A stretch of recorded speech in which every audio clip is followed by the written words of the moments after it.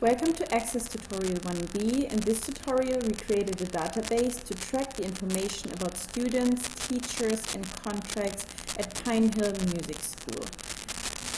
In our first sheet, by double-clicking into the field, I can change the field's name. If I click out of the field, under Fields, in Data Type, in the Formatting tab, I can change the data type. For example, I have text field here, and here I have a date and time field.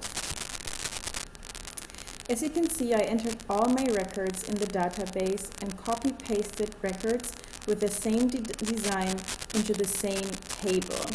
Now, if I go under Create, by using the Query Wizard, I can create a query.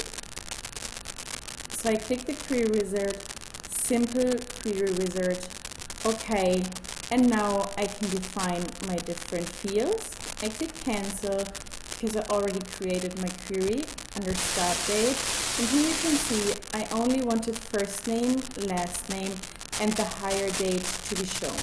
In the next step, I want to create a form. I go back to my teacher database, I click Form, and Access automatically creates a form, which I already created here under Teacher Info. So you can see that for every entry in the database, Access creates a form for teacher with all the information for this one teacher, the ID, the first name, last name, the degree, school, and hire date.